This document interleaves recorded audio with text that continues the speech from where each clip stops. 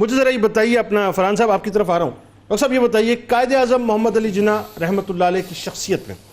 جو اصول پسندی ہمیں نظر آتی ہے اور بحیثیت لیڈر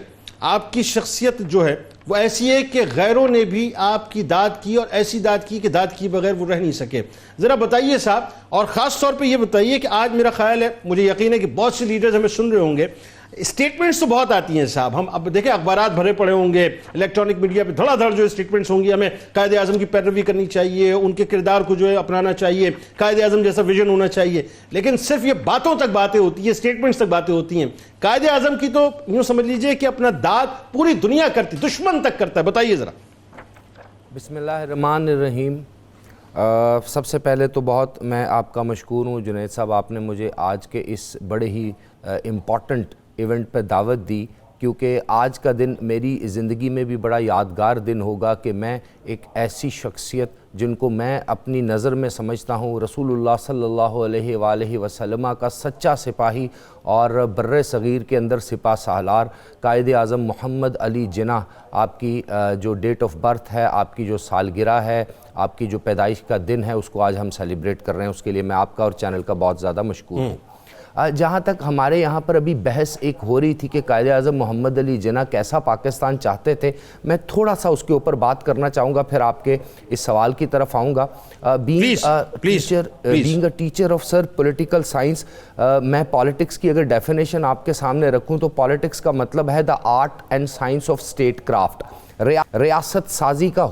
جو ہنر ہوتا ہے اس کو کہتے ہیں پالیٹکس. اب ریاست سازی میں معیشت بھی آتی ہے، سیاست بھی آتی ہے، سماج بھی آتی ہے. میں ایک قائد اعظم کے ایڈریس کی تھوڑی سی جھلک آپ کے سامنے پیش کروں گا، جو آپ نے 1 جولائی 1948 کو اسٹیٹ بینک آف پاکستان کی انوگریشن سرمنی میں فرمایا تھا، اور اس میں آپ کو معلوم پڑ جائے گا کہ قائد اعظم کیسا پاکستان چاہتے تھے جس کی معیشت، سیاست، سماج اور اس کا وے آف لائف کیسا ہونا چاہیے. قائد اعظم فرماتے ہیں اپنی سپیچ میں، جو ریکارڈ کا حصہ ہے، آرکائیو میں موجود ہے اور پوری دنیا میں اس کو آتھورائز سمجھا جاتا ہے: I shall watch with keenness the work of your research organization in evolving banking practices compatible with Islam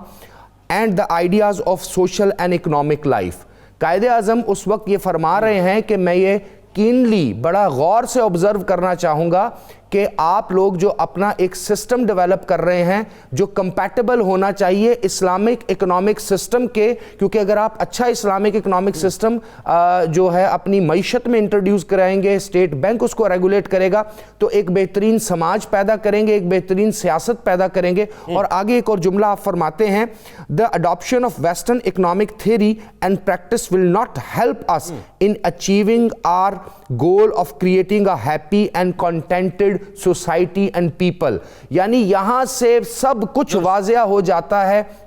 چاہے آپ 11 اگست کا کانسٹیٹیوئنٹ اسمبلی کا آپ کا خطاب اٹھا کے دیکھیں، چاہے آپ لبرلز کی باقی باتیں دیکھیں، قائد اعظم بڑا ڈکلیئرڈ یہ بات روز روشن کی طرح عیاں کر دیتے ہیں کہ جس ملک کی معیشت سود سے پاک ہوگی، اس ملک کی سیاست، اسٹیٹ کرافٹ اور اس کے ساتھ ساتھ اس کا سماج جو ہے وہ بہت سی جو برائیاں ہیں اس سے بچ جائے گا، ایکسپلائٹیشن سے بچ جائے گا اور محرومیوں سے بچ جائے گا. اور قائد اعظم نے اس کو گائیڈنگ پرنسپل بنایا ہے. یعنی قائد اعظم یہاں پر واحد ایسی ایڈریس اور تقریر ہے جہاں ایزرشن کے ساتھ، زور کے ساتھ فرما رہے ہیں کہ I will watch keenly، میں اس کو آبزرو کرتا رہوں گا. اور آپ دیکھ لیجئے یہ 1948 ہی ہے جب قائد اعظم محمد علی جناح اس جہان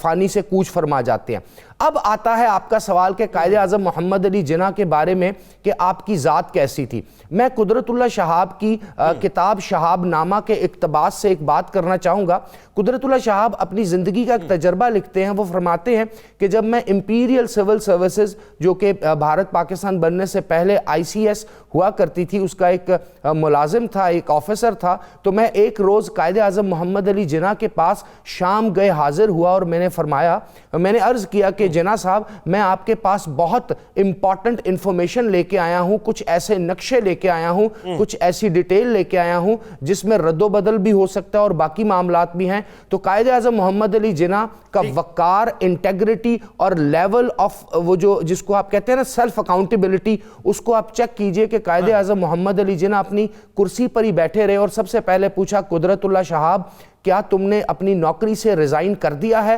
بیکاز ابھی تو تم انگریز کے ملازم ہو، تو کیا تم ان کے ساتھ ہو یا پاکستان بننے والے پاکستان کے ساتھ ہو؟ تو قدرت اللہ شہاب یہ کہتے ہیں کہ میں نے اپنی زندگی میں اصولوں کا اتنا محکم اور اصول پسند یعنی مین آف پرنسپل نہیں دیکھا کہ جو اس اپرچونٹی کے لیے بھی اصول ہی وضع کر رہا ہے جس اپرچونٹی میں فائدہ یا نقصان دنیاوی حیثیت میں دیکھا جاتا ہے۔ اسی طرح اگر قائد اعظم محمد علی جناح کے بارے میں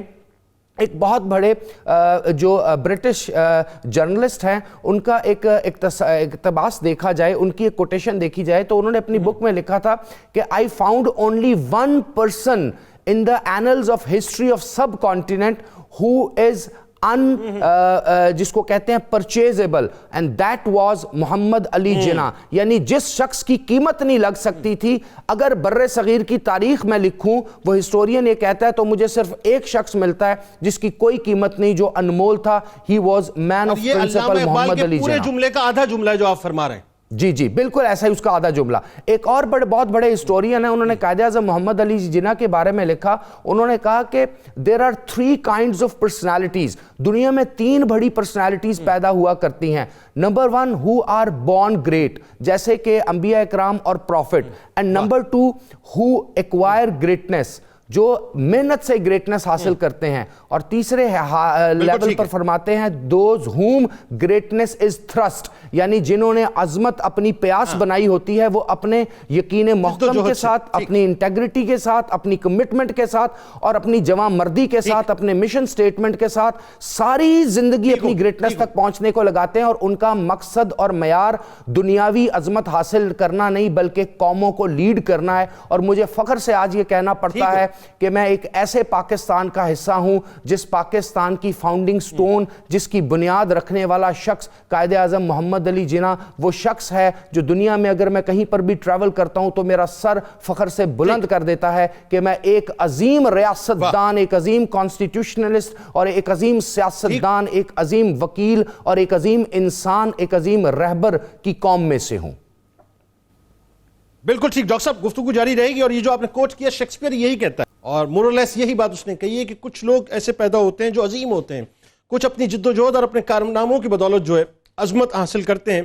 اب بلا شبہ قائد اعظم محمد علی جناح رحمۃ اللہ علیہ نے ہمارے نزدیک بلکہ دنیا کے نزدیک، دنیا کے سامنے بات واضح کر دی ہے کہ اپنے کارناموں اور جد و جہد کی بدولت ہی عظمت حاصل کی ہے۔ ہمارے ساتھ رہیے ناظرین، لوٹ کے جب واپس آئیں گے تو 11 اگست 1947 کی تقریر جو ہے